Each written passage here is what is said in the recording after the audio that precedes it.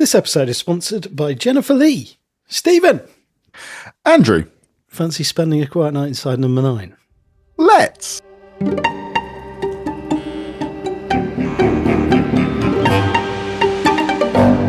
Yes, let's dive into the script book of Series 9, Episode 2, The Trolley Problem.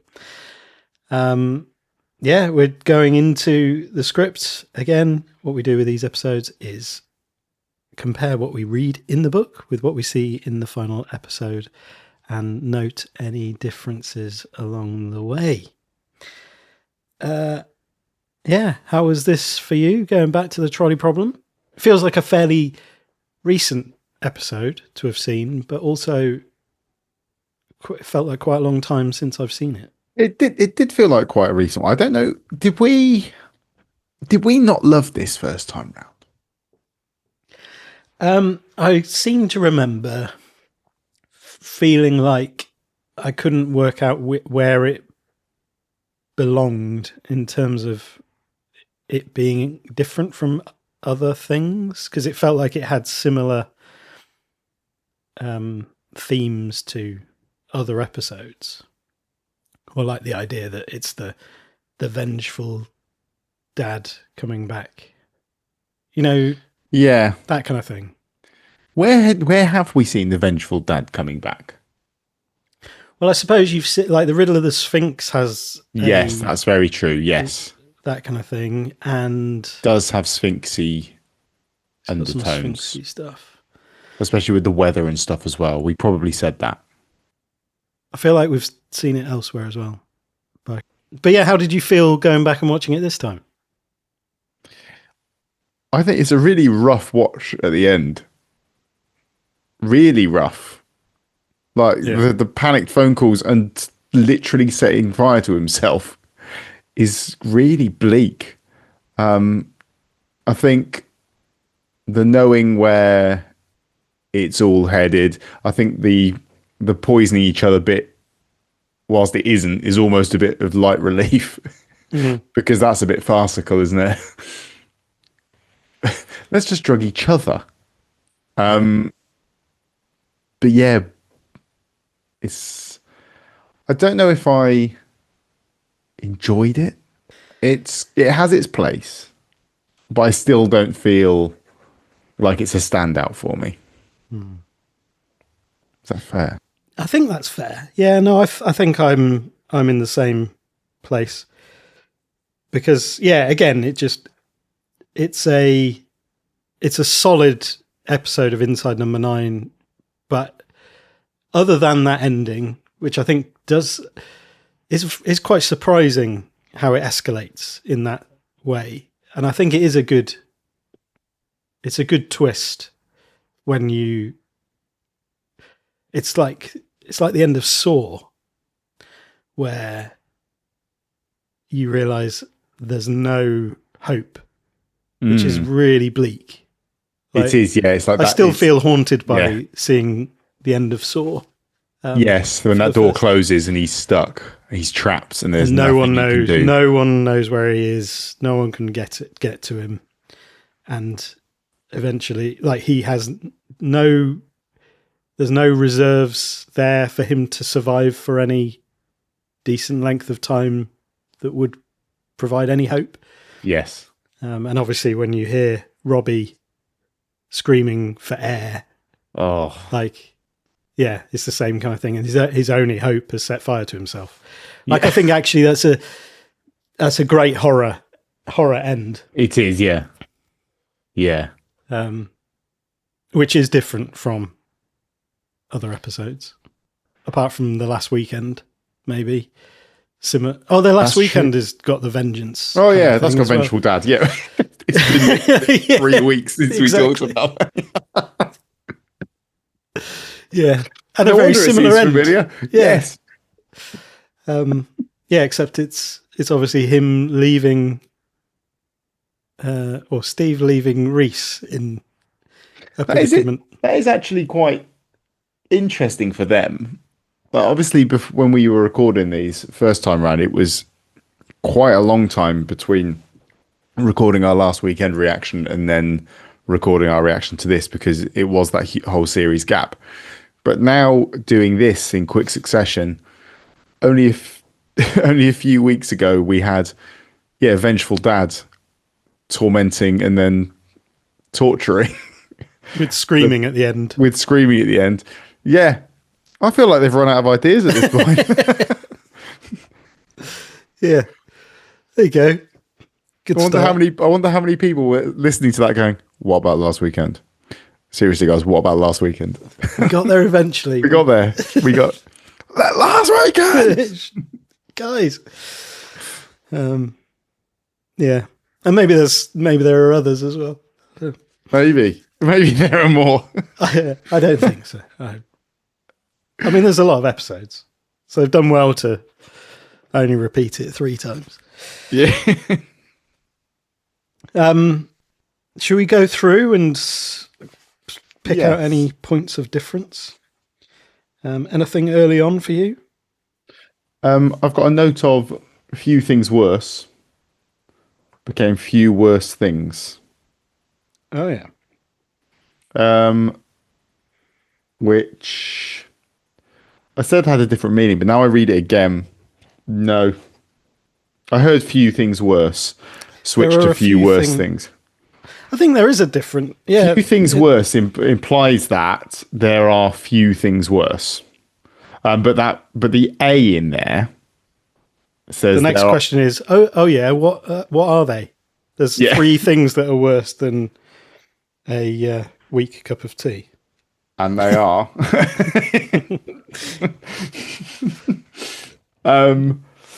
I just had Drew saying, I will take some time rather than sit for a minute. Yes, and I think that was important because he then got up.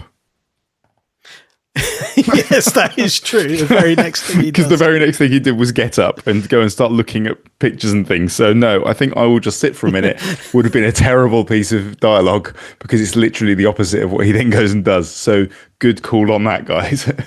Yes, that's a good point. I hadn't even picked up on that.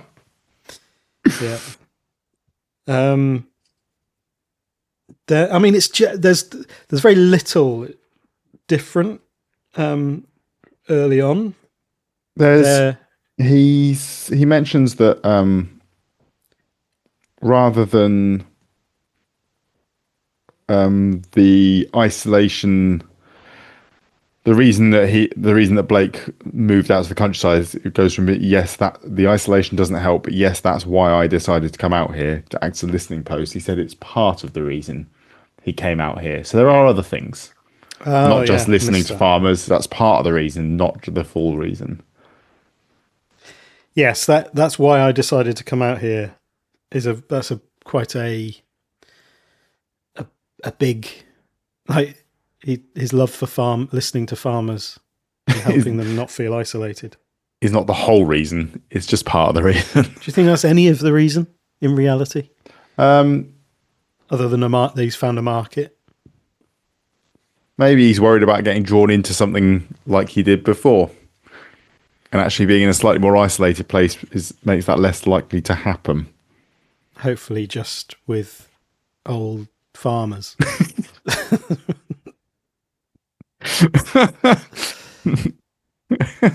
Avoid temptation. So do you want to show me? Why don't you fuck off?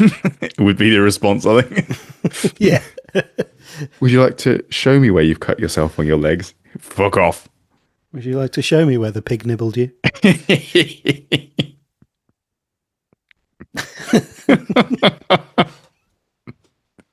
Good grief.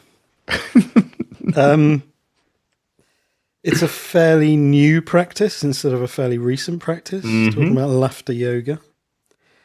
And then that bit there where he's doing the forcing himself to laugh bit, that all changes around a little bit. Yeah, there's a bit cut there as well. Yeah, there is. Is there a difference between eventually you can feel the benefit, or you really start to benefit, as opposed to before you know it, you really start, you can really feel yourself benefiting? Eventually and before you know it, eventually sounds like it's something that's Don't stick with it. Stick with Yeah. it. It will eventually work. Persist. Yes. Have the faith. Whereas And then before you know it, is like, oh, that happened quickly. And then they cut a bit at the end of that. Yeah. So that he doesn't say a line where he says, in the script, he says, as long as you're laughing, and then you could just take some mental floss, ha ha, and just clear out your brain. Blake mimes flossing out the bad thoughts while still laughing. Drew laughs, joins in the action, laughing more and more. But then his laughter does become more and more manic and is no longer pleasant or funny. I want to. What's the sort of mental flossing? What would the mime for that have been? I guess just imagine putting a piece of floss Like between in one ear and then out the other, and just kind of pulling it backward and forward through your brain, which it sounds horrific. So, like when you say it out loud, with a towel, back and forth, just like that. Yeah, I thought more like tooth floss. Okay. Which is what I think is actually being referred to, removing plaque. Yeah, that's what I'm talking about, removing plaque from your gooch. Oh, sorry, everyone. Andy Moore's gooch plaque. I don't have gooch plaque. Well, you seem familiar with the process of removing it. Well, no, it's proactively avoiding ever having it. And not just a plaque congratulating you on your gooch. It's up on the wall. It's a different type of plaque. Yeah. That's a gooch plaque. I hate that scene with with Steve, Blake doing the woo. Yes. Like, there's something about the way. It's horrible. Oh, it's horrible, yeah. He's overselling it and it's just really uncomfortable. And and I think it's very indicative of his unprofessional behavior as a therapist and like someone familiar with mental health stuff. The way he's doing, I don't know how you describe that sort of the twirly, crazy cuckoo thing. Yeah. Woohoo. Look at you, all nuts. Yeah. You're a mental health professional. Well, not a mental health unprofessional. And then it's like, and the whole, it doesn't matter if you're laughing with them or at them. And it's like, no, I can imagine him just laughing at them now. Yes. That he's doing all of these actions. He's a knob. He is. And then when he hands the tissues, rather than saying, here are the main tools of my trade, he says, these are the real tools of my trade. Tissues. Tissues are the real tools. Not his knowledge and his abilities. Exactly. He adds a let it all out rather than let it out. Yeah. And then a come on after that. Let it all out. Let it come on. This is the delivery. Steve's delivery of this character. It's the Cambridge delivery, isn't it? I think. Yeah. And then we have a little cut. Sometimes just saying a problem out loud can reduce how insurmountable it seems. We all have things we blow out of proportion. Mm-hmm. That, I think, Drew interrupts just as Blake is starting the word insurmountable, I think. Mm-hmm. I think I might have killed somebody. That's where I put my little, in square brackets, interruption when I was writing that down. Yeah.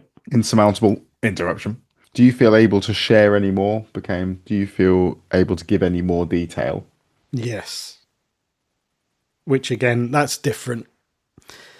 Because it's like, why, as a therapist, you would be interested in detail. That's the thing, isn't it? Like, sharing any more is that's the open invitation to give a bit more about what you're feeling.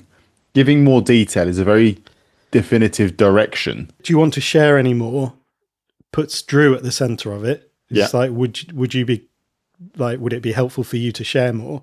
Whereas, can you share any more detail? Puts Blake at the center of it because it's almost I want to know. I'm interested in knowing more about this. Yes. Which is totally not which professional. Which is responded to completely fairly with Drew getting quite angry and us. Yeah. So Blake does give him an extra sorry in there after that. There is an extra sorry. Yeah. So, and we know that the bathroom's on the left. Yeah, that's on the left now. It wasn't just down there. As far as I could see from that, you wouldn't have any option but to turn left down that little corridor. No, it was a specifically added detail there. And then we get... So he goes into the bathroom, he sees the picture of the trainers, he does the pill stuff. And there's a cut when he comes... There's a cut for International Farmhouse Kitchen Night. We need to talk about that, actually. Oh, we do need to talk about that. Hi, people of Reddit. Someone had I saw on Reddit that someone had a question about when we started, how that started. That's you, isn't it? I imagine that was me. That was you. Yeah, it was me. It was just something I found quite amusing as I was reading the scripts, was to imagine the interior farmhouse kitchen night. It was the day in particular, wasn't it? Because there's international because it was day international all the time. day. Yeah, exactly. I mean, that wouldn't come up here because there's no days in this. No days. It's all at night. Thinking of absurd days of recognition for ridiculous things, or indeed nights. Now, nights. International Farmhouse Kitchen Night, where we all go and crowd round and argue and celebrate the farmhouse kitchen of the world. But yes, there you go, Reddit. Yeah. That's why it's just absurd. This interior farmhouse kitchen night scene is cut to a large extent. Yes, quite a bit of detail. So Blake dries the teaspoon and places it back on the table. He waits nervously for Drew to return. He calls through. "Everything okay?" Blake moves towards the hallway. "Blake, hello?" Blake hears a toilet flush. He hurries back to where he was standing. Drew appears. Knowing what we know about A Bit in a Minute being massively cut for time reasons, I'm glad that went because what a waste of time. It didn't add anything. Yeah. There's when they're talking about the drawing on the wall. Yeah. Blake is scripted to say Robbie's quite. So he's talking about Robbie doing the drawing. It says Robbie's quite a shy kid, so it suits him. In the filmed one, it changed from being "it suits him" to "it's good for him." Yeah, which I think is different. I think that's very different. Yeah, suiting him. If something suits you, it's kind of that kind of goes along with who you are. That makes sense. Good for you implies that there's a positive benefit that otherwise wouldn't be there. Yeah. Does that make sense? It does, yeah. And I think this, so it suits, Robbie's quite a shy kid, so it suits him. Almost associates art. Shy kids with drawing, yeah. Yeah, exactly. Whereas actually they take out the so. Robbie's quite a shy kid. It's good for him. Yeah. Yeah, it brings it out of himself, brings him out of himself in kind of a positive way. Yeah. I love Drew's line then. What kind of things did you like to draw? Yeah. Anything really. And he takes off the plural here from landscapes, portraits to landscape, portrait. It wasn't very good. Anything. Yeah. Be specific. Always be specific unless being incredibly general, it provides the humour. But also landscape portrait then turns it into which orientation the piece of paper was rather than the actual things he's drawing. Yeah. Exactly. And what so you never use like a square canvas? Yeah. I sometimes paint in portrait, sometimes in landscape. Film. It wasn't very good. I do like that. He doesn't. Oh, there's an extra line dropped in there actually before that where he says, "Would you like to take a seat by the fire?" So what kind of things would you like to draw? So they felt like they needed to try and shift it over to the fireplace, which actually isn't directed at all at this point in the No, script. there's a few, because obviously, like the fact that it's just the two of them for a huge proportion of this means there's quite a lot of, they need to keep things dynamic within a small space. And there is very little direction in the script of like where they're moving around to and stuff like that. Or like And so I guess they needed to add, if they're going to make quite a big shift over into another bit, they probably need to add that little line in there to say, shall we move? Should we take this to the fireplace? Take this to the fireplace. I noticed that the word joking became kidding. Yes. This line, there's a couple of tweaks. I don't really have one. Yeah. Of course, make sure you get my best side. I'm joking. I don't think I have one, is what's scripted. And it became... says, as long as you get my best side, I'm kidding. I don't really have one. So it's no... Because I don't think I have one is a little bit... I don't think I have one. But he's actually being very honest. He doesn't have a best side. He doesn't have a good side. He is just pure bad. Yeah, pure bad. Rolf Harris. There's also a little exchange here that I kind of quite liked. Sorry, I don't even know your name. Drew, funny, past tense of to draw. I don't like to think of myself in the past tense. Seeing as he's just been found about to try and jump off a bridge. No, sorry, that was insensitive.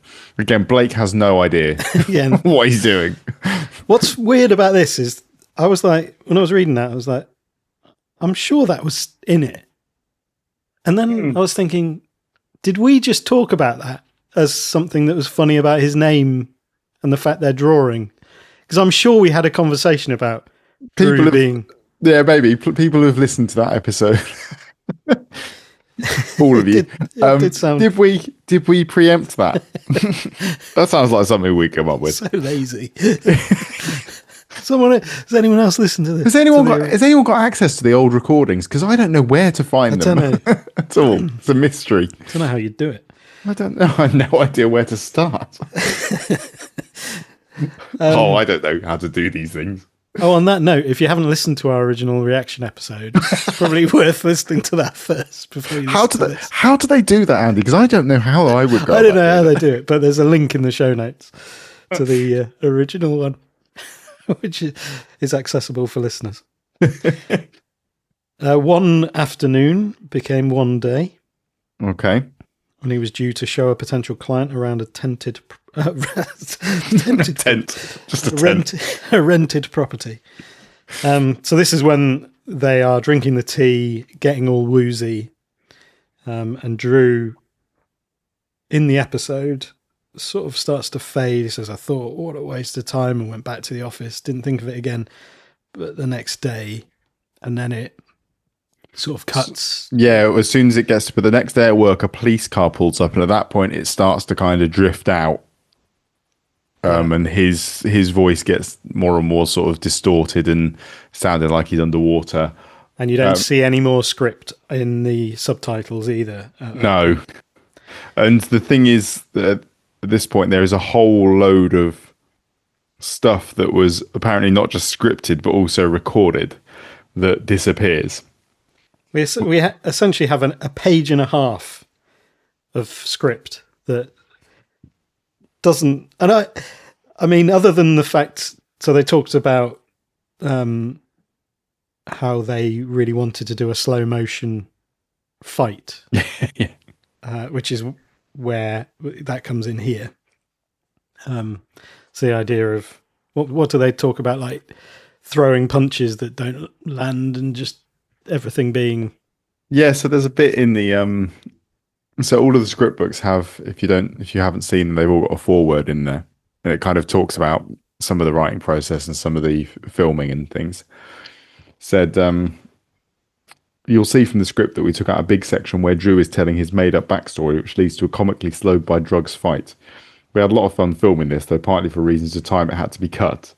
But the truth is, it didn't work to shift the tone so much. The gears were crunching, and we were happy to make the story work without it. Now, I would go further and say this had to go to make the story work. Well, it's really strange, isn't it? When you think what happens in the end is you need the fact that they both, or certainly Blake passes out. Mm-hmm. But I think they probably both pass out. Drew wakes up a bit earlier, so he's able to tie Blake up. So it says they trade limp punches.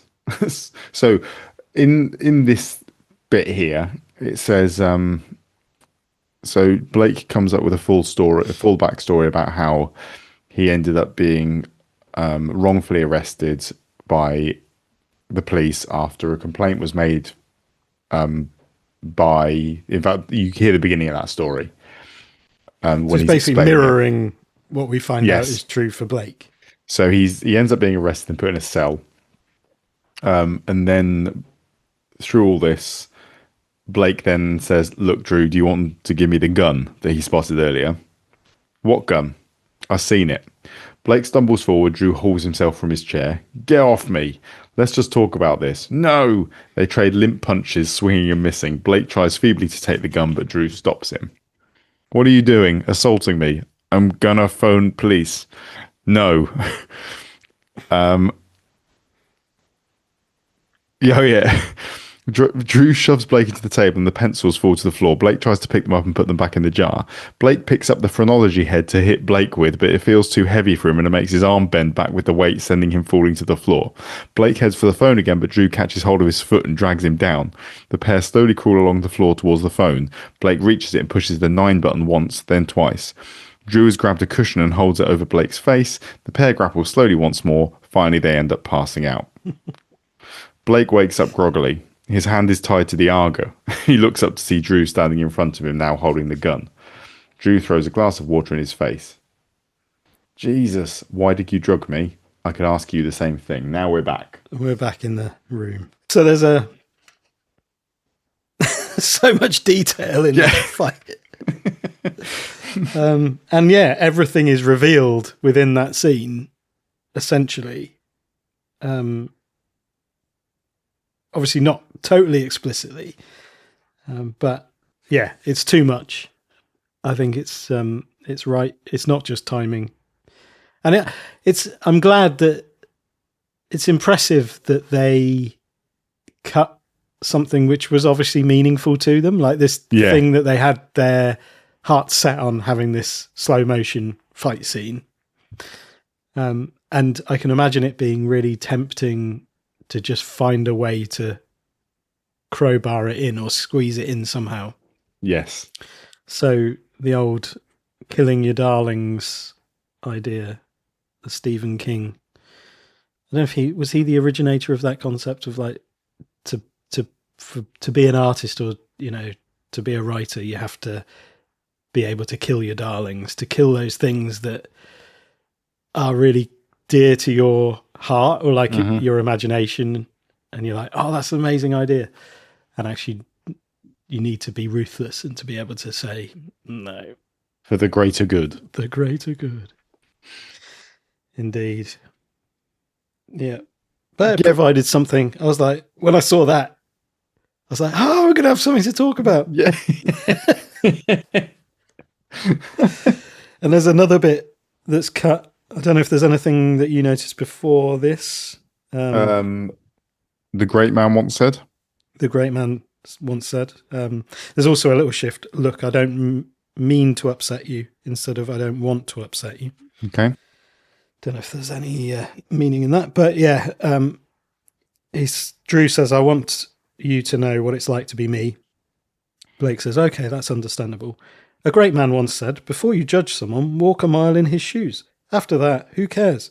He's a mile away and you've got his shoes. Is that from one of your therapy books? No, it's from a Billy Connolly video. What did you mean when you said you want me to know what it's like to be you? And that all went. That all went. which, yeah. I mean, that could have stayed, I think, because or like elements of that could have stayed because Blake is just this parroting. He's almost like an AI figure of like the guy that pops up on the internet to explain the thing to everyone, like to over explain stuff.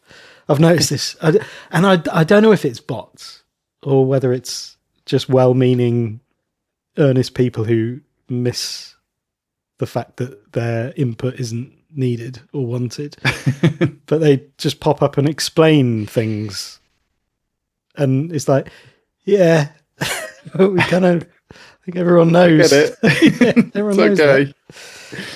And he just has that vibe, Blake. Yes. As if the thing that everybody knows, he thinks he's the only one that knows, and then sees it as his duty to tell everyone. I agree. I think we spoke about that originally. That's kind of his character, is that he over-explains stuff, and he thinks but also he's saying these things that he thinks are incredibly profound. And then the question is asked, is that from one of your therapy books? I mean, obviously that's not from a therapy book. Is that from one of your therapy books? Yeah. That's clearly a joke. Look, it's not a Billy Connolly joke. It's from a Billy Connolly video. Yes, yeah. It's just like the resource rather than... It's not a joke. It's a piece of profound philosophy. Who cares? He's a mile away. You got his shoes. It strikes me a bit of the David Brent thing of who are your heroes? Milligan, please. Awful. They talk about the black and white photographs of the disturbing looking people who Blake says, no, they're the psychiatric patients. It's the Zondi test. It's designed to reveal your innermost traits. He was scripted to say the parts of yourself you've pushed down into your subconscious, which is actually a bit of taking away some of his over-explanation at that point. Then he explains that before eventually he says, it's been discredited for decades. Yeah. It's like, it's later on, yeah. Is that not you start there and like, traditionally they thought that it was useful for these reasons, but it's not. Yes. There's absolutely no credit to that. He explains it as if it's a thing, and then later on goes, but his disclaimer is like, that's almost like, when people publish lies and then think, oh, we'll publish a little apology later. Yeah. But by that time, the lie has landed. It's become true in the like the way that people have received it. It's incredibly difficult to take knowledge out of people's minds once you've put it there. Exactly. Yeah. They then go into the trolley problem, and there's quite a big difference to the way the trolley problem is described, which is a very minor thing, but also makes it quite a major thing. Is this the tying to the track? Yes. 5 people tied to the line is how it's scripted. Now, as far as I'm aware, that's kind of... Have I misunderstood the trolley problem in that I thought that they were helpless? And it is up to you. Because surely if they were just standing on the line, which is what we're told, the other option is that they just move. You shout. Wait, there's a train coming! Oh, cheers, mate! I don't think I need to change levers. I don't know.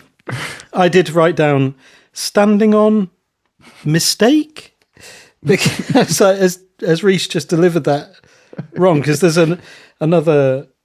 Do you see the 5 people tied to the line? You were standing by a lever, and so the way it's actually delivered is you see there are 5 people standing on the line. You are standing by a lever. So it's whether he's just remembered standing. Yes, it's like, I'd say that twice, and no one's picked him up.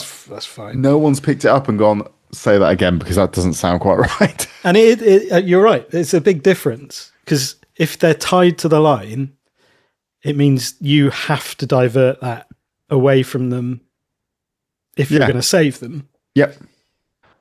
Or there is now a way, if they're just standing there, you've got an option. Yeah. So yes. The fourth, the dilemma becomes a trilemma, becomes a quadlemma. Quadlemma. You just shout. Shout at them. I like the way But they're wearing headphones. I like the way that Blake doing his over explanation again. It's Drew's response is in the scripture say in English with a question mark. It was very forcefully changed to in English. Yeah. That wasn't a question. No. That was a tell me in English now. That was I think you are speaking on behalf of the entire audience when you shout in English. Because we are sick of that. Ooh. There was also something else that I think changed things slightly. Not to do anything was switched to to do nothing, and I feel like that's something shifts there. Not do anything, do nothing. Yeah, but sometimes the right choice is not to do anything, but sometimes the right choice is to do nothing. I don't know. Yeah, I don't know. It feels different. It feels like it should be totally different, but the right choice is not to do anything. The opposite of anything is either not anything or nothing. Are they the same thing? Is to not do anything. I think there's an active... In English! There's something more active in choosing to not do anything than to do nothing. Yeah, actually, you can do nothing by just not paying attention to it in the first place. So that's passive. But if your choice is to not do anything, that's I've decided I'm not going active to do choice anything. Is what here. it feels like, yeah. Yeah. There you go. Yeah, there you are. Made it work. Greg Wallace. Yep, that was prescient, wasn't it?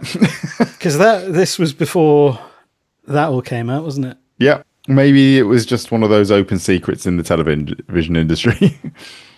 Another BBC open secret. Careful.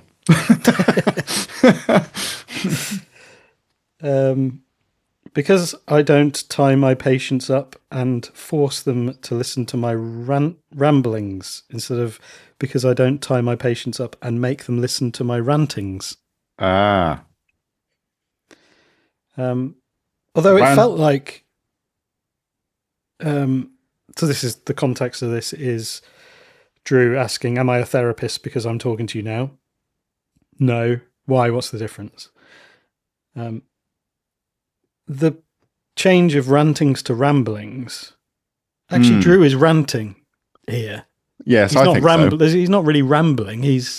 I feel like when you're being this assertive and angry, you're not rambling. This is a rant.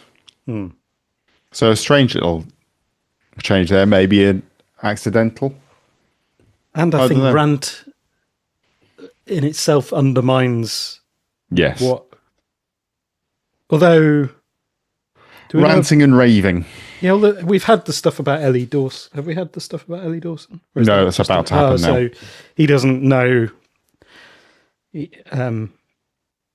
might just be thinking that, this guy is just ranting about something. Yeah. And also force them to is a bit different to make them. Yes. He has a gun. He is forcing. So then we get into the Ellie Dawson bit. So we find out... I do quite like how quickly we discover that he's her dad. It's towards the end of this. I remember Ellie. So he plays it all to him, and then Blake's kind of listening to it, and he admits that he did have a relationship. And he suddenly realizes she was estranged from her father, and she saw me as, oh Christ, it's you, isn't it? You're Eddie's dad. Like the moment in Stan by Eminem. It's you. It just happens. You've got to squeeze it into the end of that verse. Oh my God, it's you. Dun, dun, dun. Tea's gone cold. He's wondering why. Got out of bed at all. There's a bit cut from the... Never thought Dido would make it into this podcast, but there we go.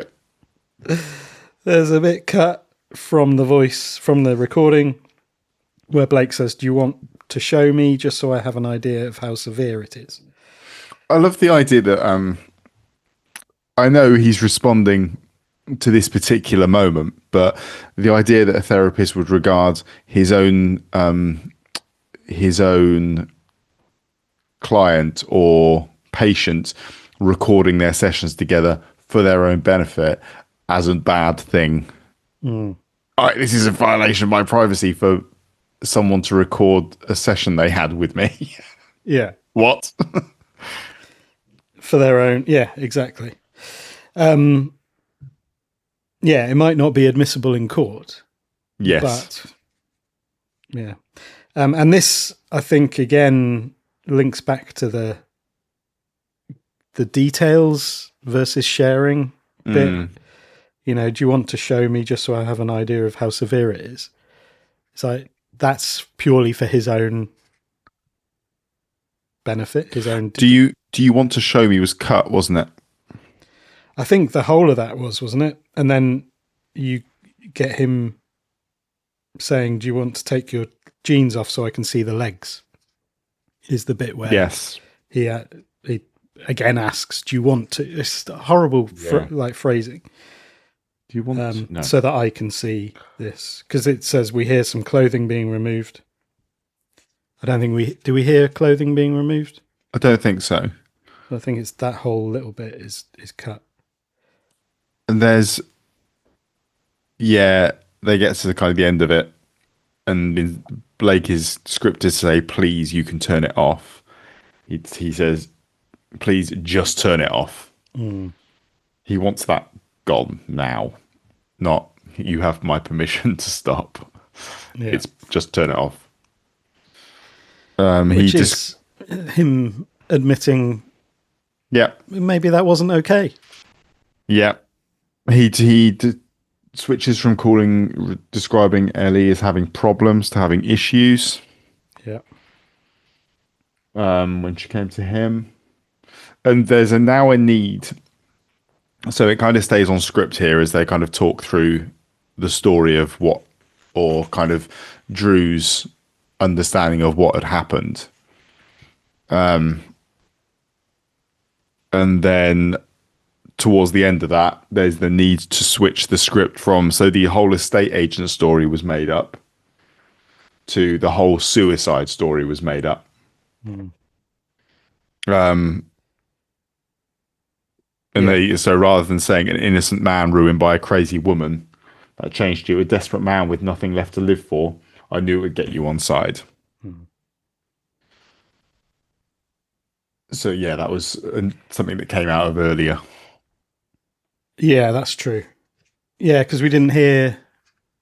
We might have heard him beginning to say that about the estate agent, but it wasn't enough to give you any kind of... The whole reason he picked him up and stuff, the overriding reason why he picked him up and brought him back to his house and all those kind of things wasn't because he heard about the estate agent thing. It was more about the fact that he was suicidal and standing on the bridge about to jump off.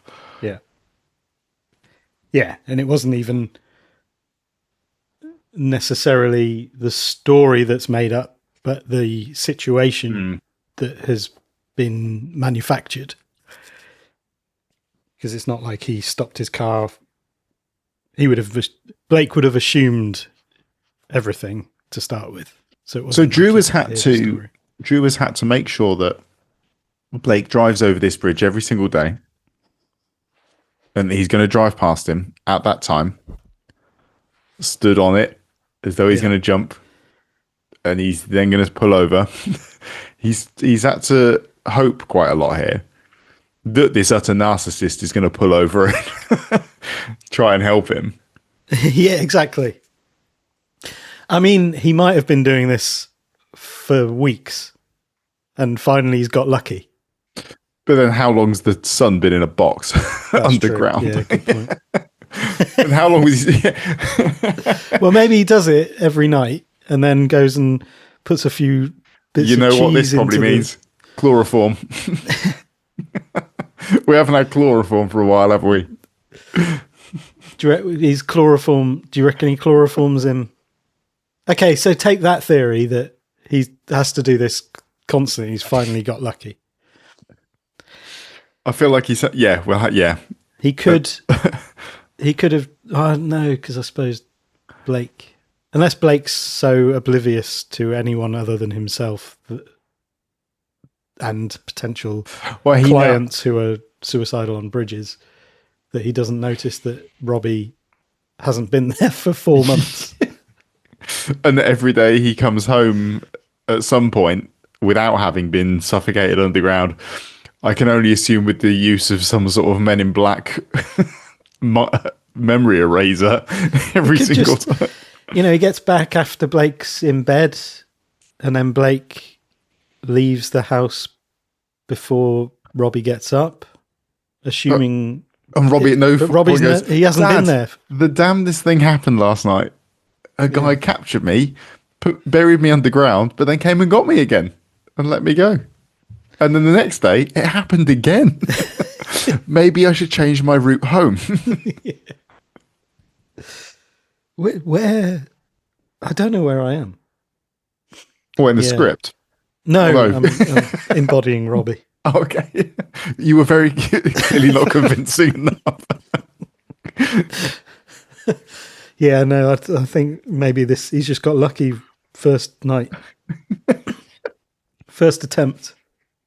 So he has been watching him. And he does, maybe, I mean, he wouldn't necessarily, he'd just need to know his routine of a week.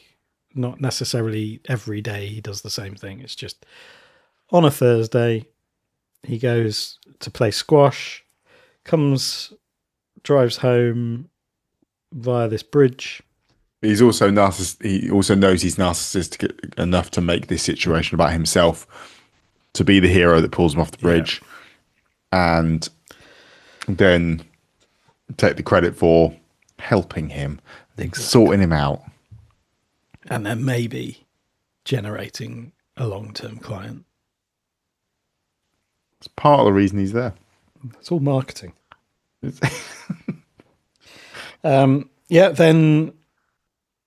Then we get... Oh, yeah, Blake runs out the front door and hides behind his car. Actually, just gets into his car. Got in it. And Drew... There's quite a detailed thing of Drew tying a piece of cloth from the sofa around the wound on his leg. He gets up unsteadily to his feet and crosses to the table. He writes something on a slip of paper and puts it into his jacket pocket, which is on the back of the chair. And then suddenly all the lights go out in the room. They have no reference to him pulling the pen out of his leg. No, that was quite horrible. Yeah, that was quite a detailed scene. Yeah. And we don't see him write down the number, do we? No, we don't see that. There's another thing that doesn't get put into the coat pocket that's referenced later on. Like there's a picture and stuff that's put into the pocket. The picture that he supposedly did earlier on, a picture of the courtroom. Oh, yeah. Does not appear at all. So later on in the script, we're given this description of the picture that he pulls out of his pocket. Blake goes to get Drew's jacket from the back of a chair. He spies the sketch pad that Drew was drawing in earlier.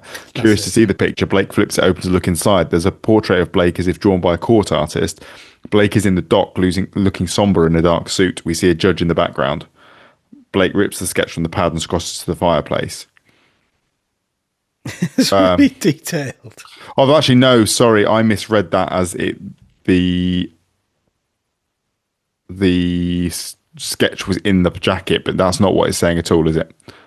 My apologies. No, but that is something that doesn't happen later. It doesn't happen. We don't see what he was drawing.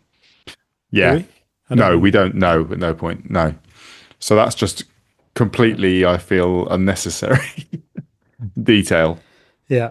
Apart from the fact it gives us an insight into the fact that Drew is determined there's going to be justice served. Yeah. Which we know anyway. But that would be that's a sort of 20 seconds probably all happening. There's another cut. Drew saying, when they're talking about, well, when Blake says you can go willingly or otherwise, but I do think it's the best solution when they're talking about going to the river, jumping into the river. Drew says, all right, I have nothing left to live for. Talking to you tonight hasn't brought my daughter back. I suppose it was never going to. And then he says, but I think the but is cut. You can still do the right thing, Mr. Chambers. Father to father, I'm begging you. So yeah, it did seem, maybe that's timing, but it seemed like, and obviously it's true, he doesn't believe he has anything left to live for because he's willing to set himself on fire. So the suicide actually that isn't a story. It's not a made up story. It's where he is.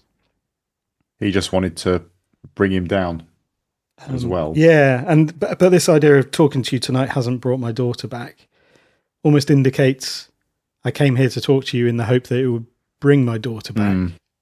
Whereas that's not what he's trying. That isn't his motive, really. It's because I suppose it was never going to.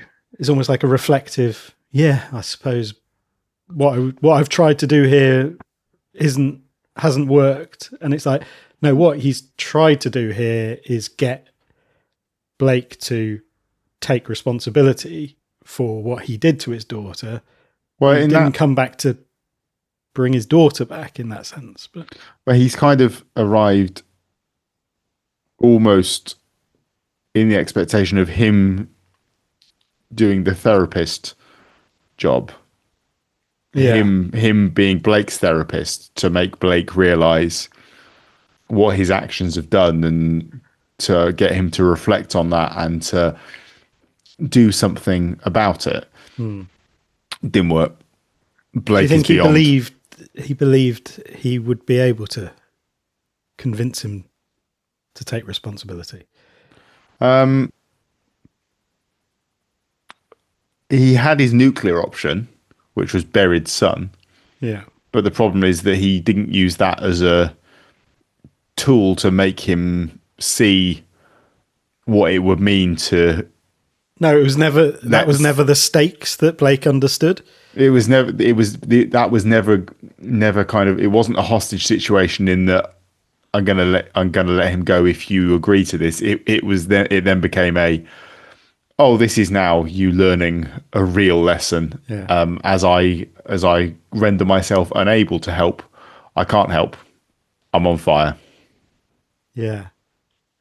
Yeah, that's a really. I can't intervene at this point. I'm on fire. A difference. So he wasn't ever setting it up as a sort of blackmail situation. It was a purely moral dilemma.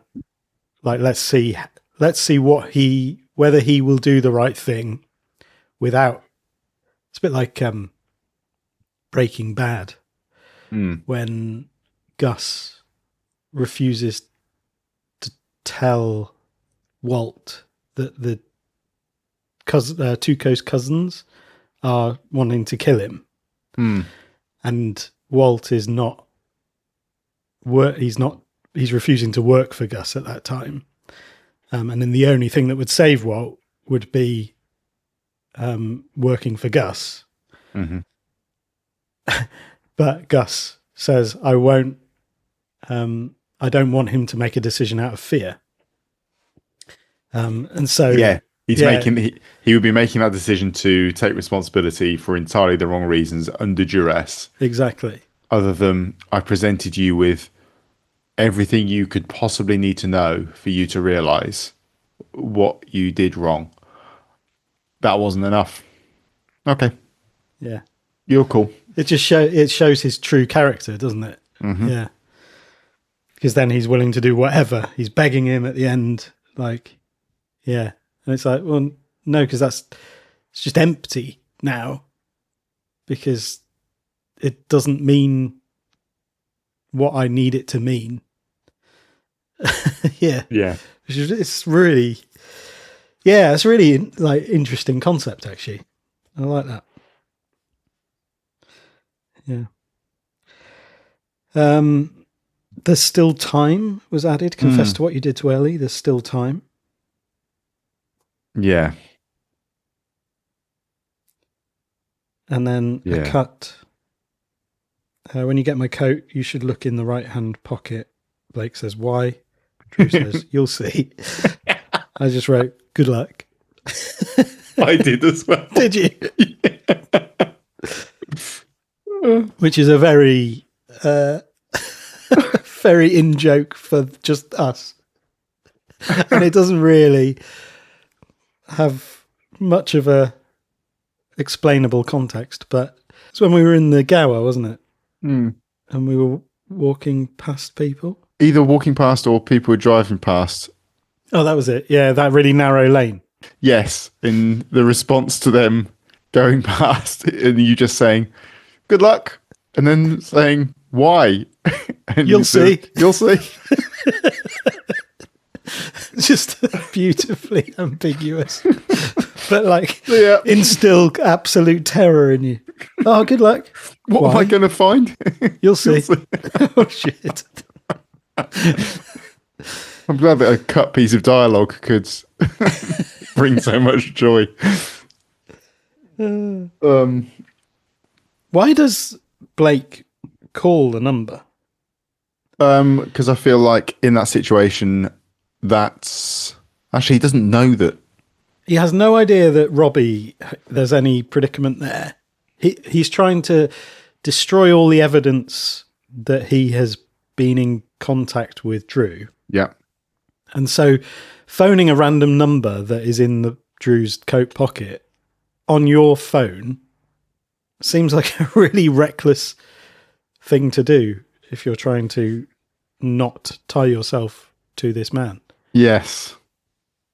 Yeah, it's not even like he's in a position where it's like panic stations.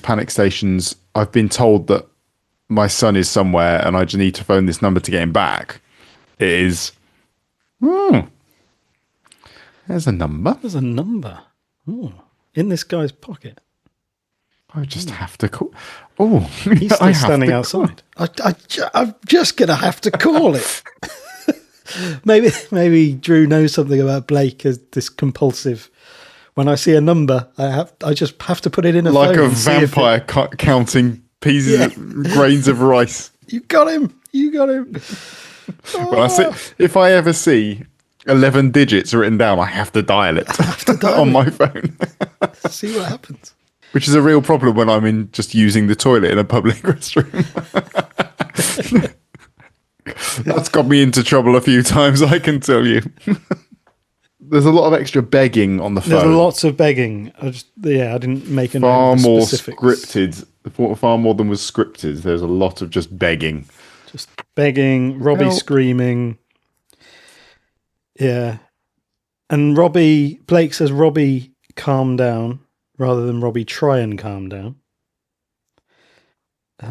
Do or do not. There is no try. And he doesn't say, don't worry. He says, okay, I'm going to find you. So all of this just pointless fluff coming from Blake. Yeah. I'd say from me. Yeah, and me. I do like that. Calm down. No. You'd never calm down when someone tells you to calm down. No. And if you are in what sounds like maybe a coffin, being buried alive, calming down. Is he being buried alive? Has he been buried alive? No, you said it being buried alive. Like, is that like an ongoing act, being buried alive? I'm just, what are you doing? I'm just being buried alive. Is he still laying soil down on top? No, he's done. No, he's finished, hasn't he? Yeah. Well, I'm just actively being buried alive. Well, he cremates himself. I'm being buried alive.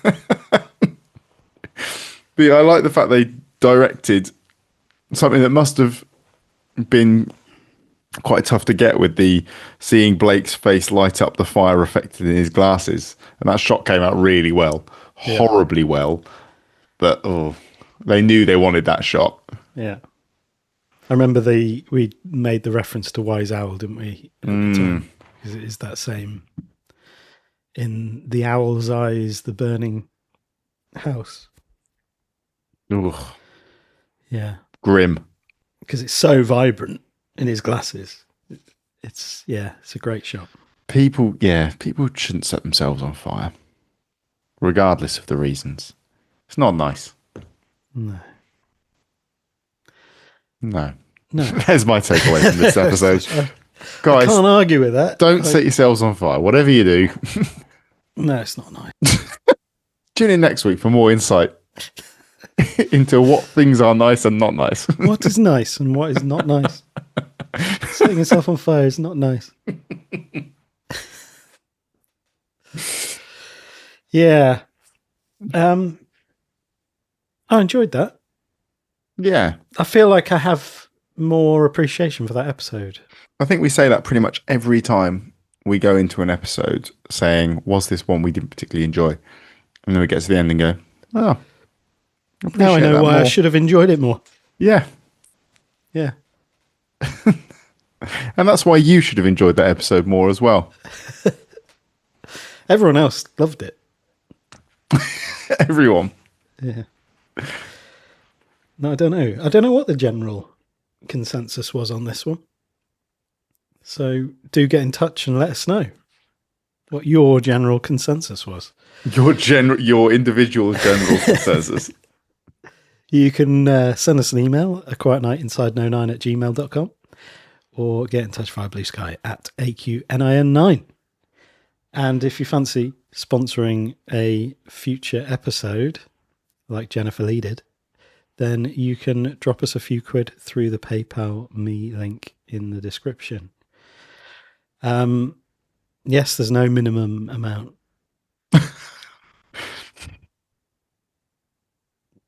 Anything. That's far better than there's no maximum amount, which is how I just heard you say that.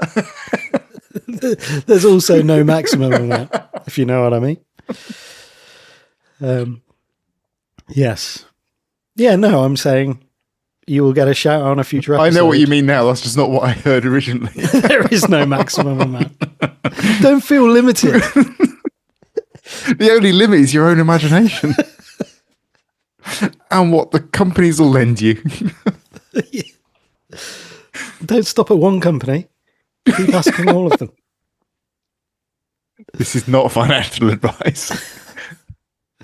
No. Yeah. Mulberry Close next. Yeah.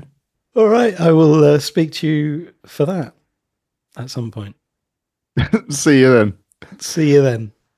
Bye. Bye-bye.